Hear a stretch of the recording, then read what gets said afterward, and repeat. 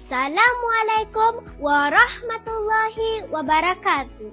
Salam sejahtera kepada hakim yang bijaksana, guru yang dikasihi, rakan seperjuangan, serta hadirin sekalian. Saya Siti Wardina Azhara binti Muhammad Saidina dari Sekolah Rendah Sultan Hashim, Batu Apai Temburong, ingin menyampaikan sebuah cerita yang bertajuk Hakim Si Peladang Kecil. Dengarkan kawan-kawan.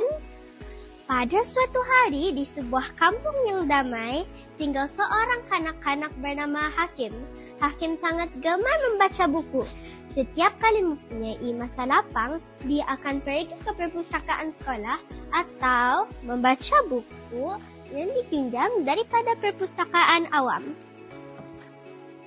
Hakim suka membaca pelbagai jenis buku cerita. Ada cerita tentang pengembaraan, haiwan, alam semula jadi dan juga kisah kejayaan usahawan yang terkenal. Semakin banyak dia membaca, semakin luas pengetahuannya.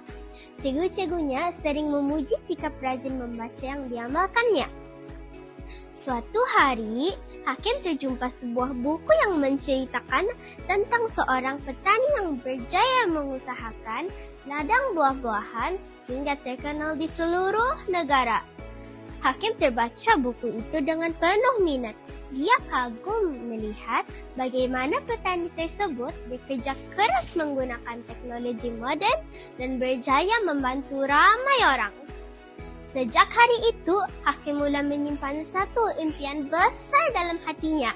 Apabila saya dewasa nanti, saya ingin menjadi seorang usahawan ladang yang berjaya, kata Hakim kepada ibunya. Ibunya tersenyum lalu berkata, jika Hakim mau berjaya, teruskan membaca, belajar sungguh-sungguh, dan jangan mudah berputus asa. Kata-kata ibunya menjadi semangat kepada Hakim.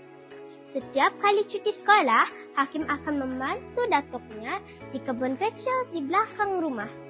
Dia belajar cara menanam sayur-sayuran, menyiram pokok, dan menjaga tanaman daripada serangga perosak. Pada masa yang sama, dia terus membaca buku tentang pertanian dan perniagaan. Tahun demi tahun berlalu, Hakim belajar dengan tekun di sekolah.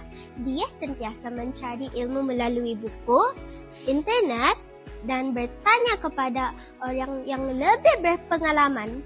Semua ilmu yang diperolehnya disimpan sebagai bekalan untuk masa depan. Apabila dewasa, Hakim berjaya membuka sebuah ladang moden yang sangat besar.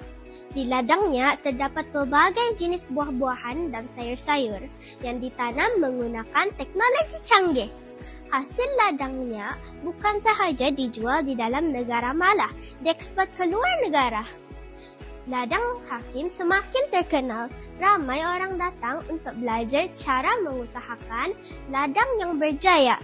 Hakim juga sering membantu petani-petani muda dan berkongsi ilmu yang dimilikinya.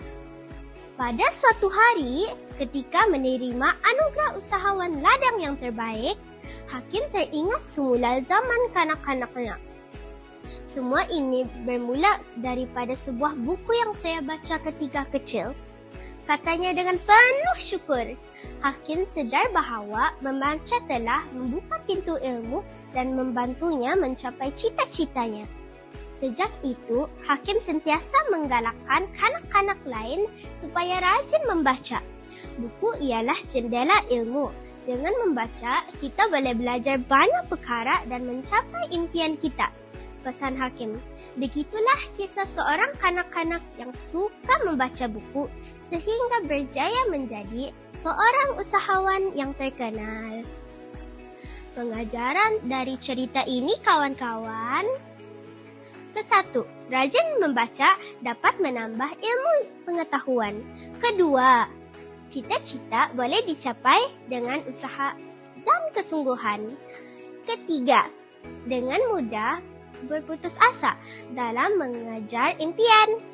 Nomor 4, ilmu yang dipelajari boleh digunakan untuk membantu orang lain. Kelima, membaca merupakan kunci kejayaan. Sekian, terima kasih semua mendengar cerita saya. Jumpa lagi.